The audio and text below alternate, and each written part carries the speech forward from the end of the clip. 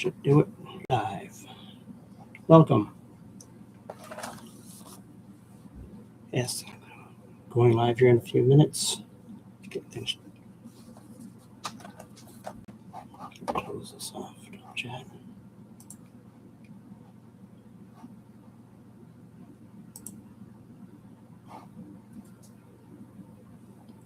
Yes, welcome back to the Black Dragons Report this evening, Sunday night, March 1st, 2026. This is part 2 of last week's episode.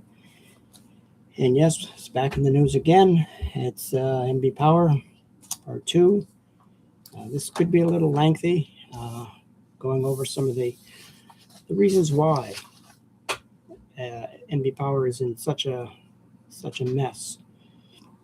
Dates back quite a long time ago. We're going back almost I would say we're looking here at 1972 is where the problems 1972 is where the problem started, yes. And that's a good part of 60 years ago, they had the problem. It started right after the oil embargo in 1972.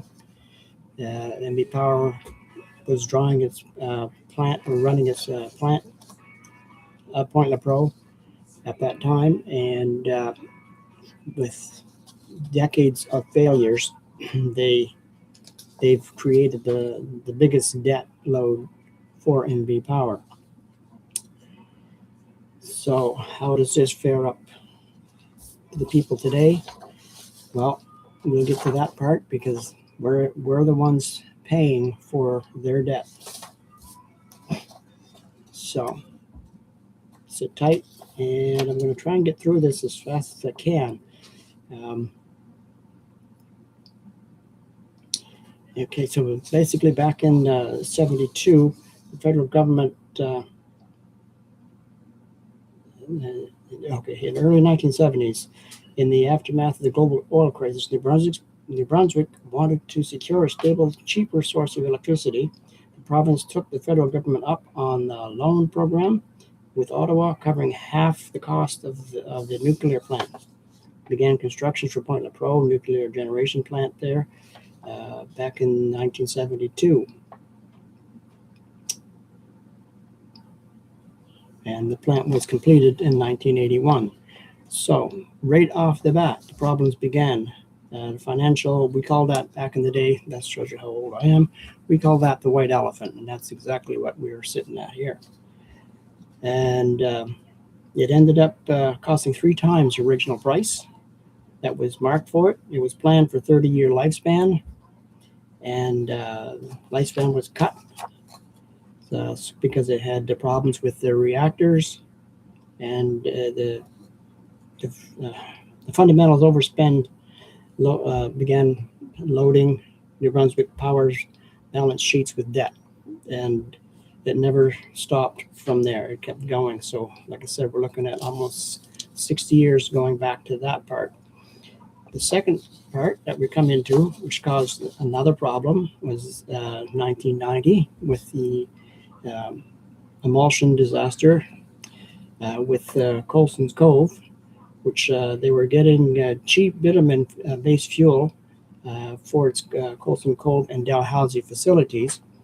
And the Venezuela State Oil later canceled that contract, forcing NB Power to relook at its expense conversions of the Colson's Cove plant to burn heavier fuel. I remember that. I was around at that time, believe it or not. The resulting losses were enormous and contributed directly to the utility mounting debt load, and that's starting on number 2. Here's where it gets really bad, and we're just starting here back in 2000, where NB Power faced a critical choice: what to do with the aging nuclear plant whose design life was ending. Public debated on the future of this plant as early as 2000, at the time, the Power estimated the refurbishment to cost at $750 million Canadian dollars at that time in 2002. NB Power, with support from the government, with the government and oppositions, pushed for refurbishment. However, New Brunswick Energy and Utility Boards ruled that there is no significant economic advantage to propose refurbishment, and that it is not in the public's interest. And that's by CBC News. So the government proceeded to refurbish it anyway. So that Point-Le-Preau's refurbishment began in 2008 and was scheduled to wrap up by October 2009. And it exceeded a cost of $845 million. Even if all 24 of the worst disasters the utility could envision came to pass, they would add up to a combined maximum overrun of $623 million. But things got worse, far worse than what we see. Continuing on here, trying to get this done for you, because it's finally returned to service. The Point-Le-Preau finally returned to service back in 2012, 3 years late, and a massive over budget. So, but basically, what went wrong? People are wondering what went wrong with this.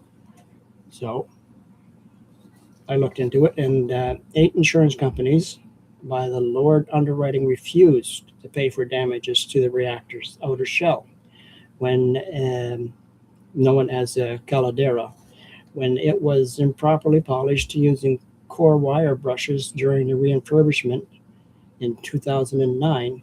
So the polishing caused scratches on the internal parts of it, and it didn't meet its air leak test.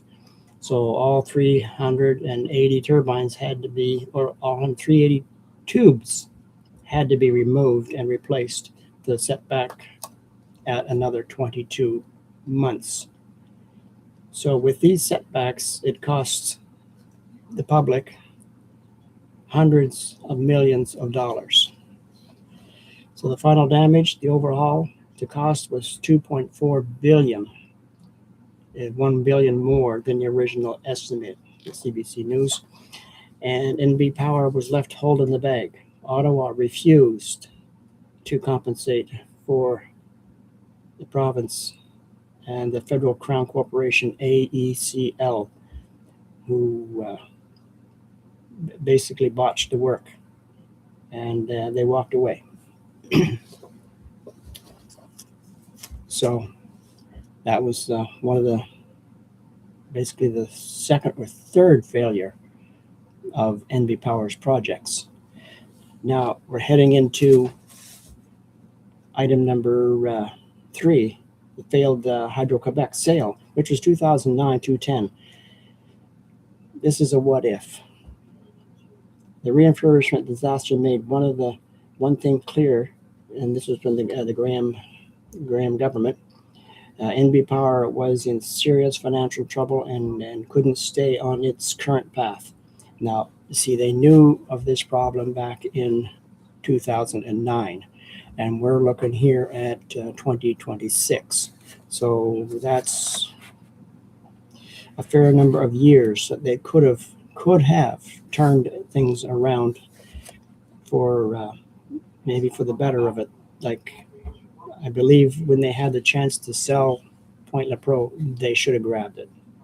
But anyhow, the attempt was by Hydro-Quebec. It was announced on October 29, 2009, and arranged by Premier Sean Graham of the New Brunswick and Jean Charest of Quebec. The deal would have transferred Generation's assets to roughly $4.8 billion, essentially wiping out the NB Power's debt. That's when they should have grabbed it.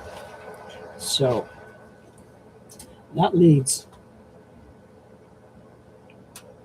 That they're would have what they said what they were trying to do. If they had have taken it, they would have froze the residential rates for 5 years. That's it's not very long, but it's worth a prayer. So keep that figure in mind. 5 years. So now the public reaction was explosive. More than 4,000 people protested at Fredericton and marched of March 20th, 2010. You must remember, this is coming up in March. It's the same time, same play,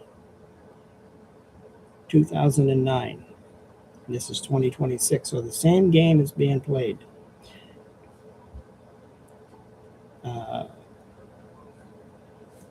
Yes, it was one of the largest rallies against NB Power at that time. And 2 members of the Graham party, Graham's cabinet had to resign. So on March 24th, 2010, Premier Graham announced the failure of the second amount due to Hydro-Quebec's concern over unanticipated risks and costs. So the sale was ultimately failed. And it was widely seen as contributing to the election defeat of Premier Sean Graham in 2010. And later on, he said he wished he was able to make that deal, but Quebec could see through the wet ink that there's something was wrong. So back again, and which is a never-ending problem, which is which is the Point Lepreau. Back again in 2012, after all the costs and controversy, ratepayers were promised that the refurbished Lepreau would generate financial flexibility to pay down billions of dollars in the debt. NB Power was counting on Point Lepreau reaching its capacity of 89%. Instead, NB Power found itself playing a game of whack-a-mole with recurring maintenance issues again.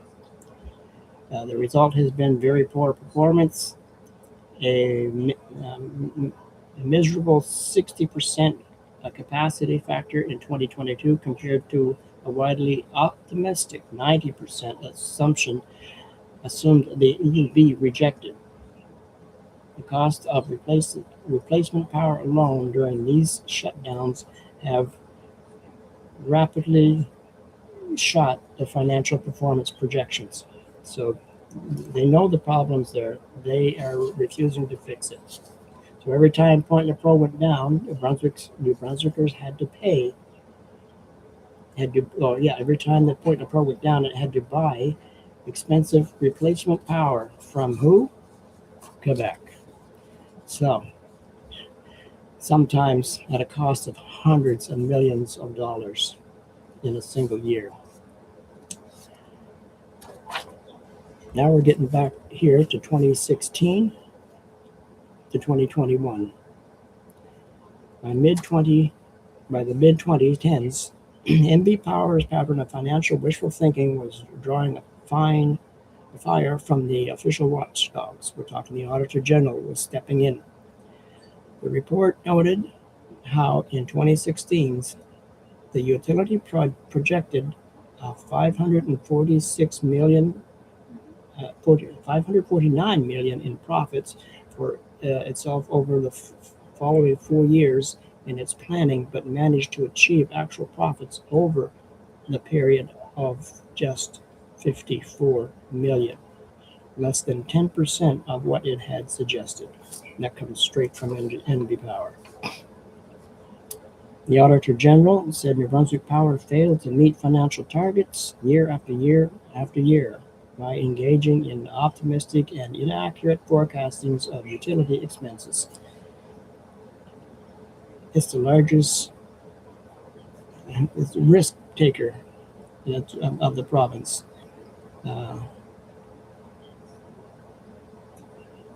So Yeah, the liabilities.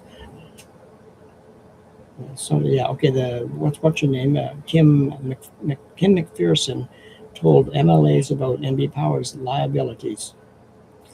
Meanwhile, a plan designed between 2010 and 2021 to cut debt by 720 million not only failed, the debt actually rose 14 million in those years, bringing the debt to 4.929 billion. That's in 2021, and we're not done. So now they continue on here from the paperwork that I received that NB Power had no reserves to absorb external shocks, and this is they're blaming it on COVID, drought, and storm damage, and piling up every year after year. But in all actuality, to go through this instead of continue on, because I could go through this all night long. In actuality, what we're looking at here is a company that refuses to repair its infrastructure first, going for band-aids to put on a system that they know is failing time and time again, because we can go here to Bayside, and $43 million was lost there in 2022 to 2023. We can go again back to Point Lepreau, and they came in 2024, the year that turned a financial problem into a crisis. Well, we already knew that. What started as a 100-day plan maintenance outage morphed into a lengthy unplanned shutdown caused by failure to sector bars inside one of the plant's main generators again. So 8 months of outage at about 200 million, according to NB Power. This happened in the middle of a sharp rate increase, which they got that 4 and 4 is 8. Now they're looking for more, as we know. So again, they're blaming the customers. They're blaming the customers for their problem. The whole system is about ready to drop, and they're just continuing to put the burden on the ratepayers. So again, they come up with another plan to say we'll add a, not necessarily a hidden cost, but a hidden fee, so we can grab that over a little while. At the same time, that'll divert their thinking to the 4 point whatever percentage they want here come April. So they got the 3% on all the bills, which is average about $163 plus per month or per year for every client. And then they are wanting to do the 6 point or the 4 point coming up here in April the 1st. And you have to remember how I had stated that. You have to go back to 2009, where they had the same thing. So you're looking at people. We have to start going back to the past to come to the future to see where this is all headed. And what they're looking at, from what I've some assumptions from the paperwork that I have, when it's all said and done, they're going to be looking at roughly 25 to 30% ratepayers by 2030. If I'm still around at that time, please let me know, because that's where I'm looking at it. It's going to be a 30% rate pay, because we're pushing close to our 18, getting into 22. So give them a few more times and they'll be there. The thing with this is, what I look at is that it's not helping. It's not drawing down their debt at all, because I see that there's still now, just as of shortly here, it'll be 6.1 billion in debt, because they have to refurbish Matnaquack. They have to redo Belgium. They have to do Point La Pro. They have to do Beechwood and Bayside, and it just continues. It's the infrastructure is in such bad shape. They decided they'd put down 900, and I think I haven't got the figures here, but something within the $900 million to put smart meters on the homes, to say that the people are the ones using the power. Well, the people are not using the power. The power is exactly what it is. It's failing. The power is failing. The grid is failing. The lines are failing. The transformers are all old. They're looking at, some of those transformers out there are not 20, 30 years old. And in my other videos, if you've seen them, it explains exactly what's happening to these old transformers while you're paying more in rate, or why your smart meter is basically, I can't say telling the truth about you using the power, but it's telling the truth of how bad the infrastructure is. They won't, you see, NB Power won't look at it that way. They won't say, okay, our infrastructure is bad, the meters are reading correctly, that our system is failing. So we have to look at this in a different way and say, we basically have to look at a different mean of power source, and going for all these going for all these projects that are failing every time they open their pocketbook, and those ratepayers are paying for it, the taxpayers are paying for it. It's just not the right way to go. So if you feel like you need to write or say or voice, because I know they're coming up here again, like I said, on March 20th. Only a few people were registered to go. I tried to find it, but I couldn't get to it. And by the time I got the information, it was a day and a half late, and it wouldn't accept it. So that's why I'm here tonight, saying that there's got to be a different method, a different way of viewing this. And if the people out there who are on the EUB, because the EUB is actually working for us, the people, I have a list of who it is, and they are not the same as NB Power, because NB Power is a different entity than the EUB. So there is one person on staff of the EUB that spoke up back in 2009 or 2002 about the first initiations of the smart meters, and had it not taken down, but it didn't go through. It didn't go through the first time. And the second time they tried with just a couple of word changes, it went through.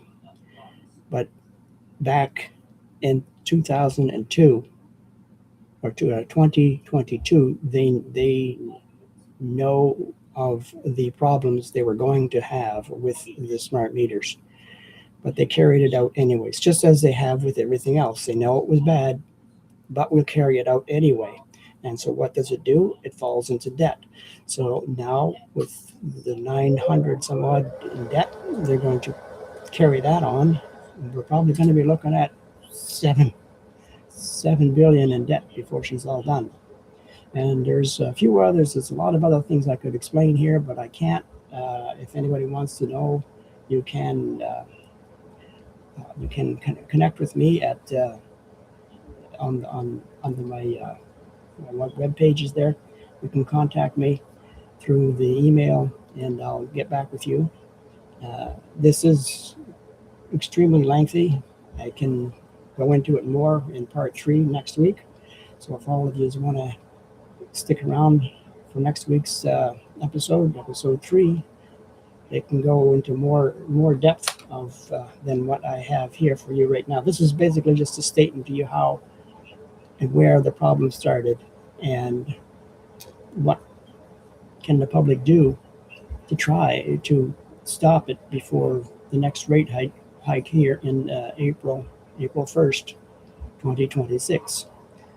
So anyhow, I'm going to jump out of here. I've been in here for a while. So I thank you for your time and thank you for watching. Don't forget to hit the like and subscribe button so I can get the information to you again. And we'll catch you next Sunday night. Bye for now.